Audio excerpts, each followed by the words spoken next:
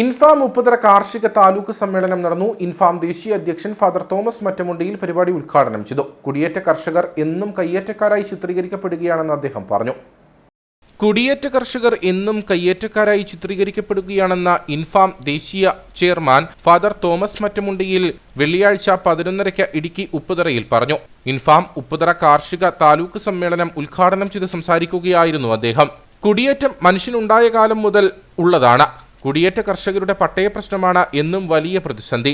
കുടിയേറ്റ കർഷകരെ എന്നും കയ്യേറ്റക്കാരായാണ് സമൂഹം ചിത്രീകരിക്കുന്നത്. കർഷകരെ അവഗണിക്കുമ്പോൾ സമൂഹ മനസാക്ഷിയെ ഉണർത്താനാണ് ഇൻഫാം സമരമാർഗം സ്വീകരിക്കുന്നതെന്നും സമ്മേളനം ഉദ്ഘാടനം ചെയ്തുകൊണ്ട് ഫാദർ തോമസ് മറ്റമുണ്ടയിൽ പറഞ്ഞു. ഇവിടെയെല്ലാം കുടിയേറ്റപ്പെട്ട മനുഷ്യരെല്ലാം കയ്യേറ്റക്കാരായിട്ട് ചിത്രീകരിച്ചുകൊണ്ട് വനത്തിന് ചുറ്റും ബഫർ സോൺ വന്നപ്പോൾ ശരിക്കും വനത്തിനുള്ളിലെ കോർ സോണിന് ചുറ്റും ഉണ്ടാകേണ്ട ബഫർ സോണിനെ ആ ബഫർ സോണും കഴിഞ്ഞ് ട്രാൻസിഷൻ സോണ് അല്ലെങ്കിൽ ടൂറിസം സോണും കഴിഞ്ഞ് സെറ്റിൽമെന്റ് ഏരിയയിലേക്ക് വെക്കാനായിട്ട് വനം വകുപ്പ് ശ്രമിച്ചപ്പോഴാണ് നമ്മൾ ഈ സമരത്തിന് ഇറങ്ങിയത്.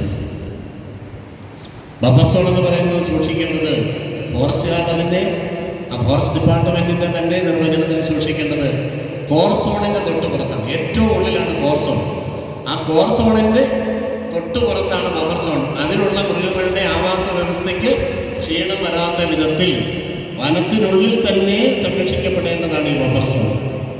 അതിൻ്റെ തൊട്ടുപുറത്താണ് ട്രാൻസിഷൻ സോൺ അല്ലെങ്കിൽ ടൂറിസം സോൺ എന്ന് പറയുന്നത്.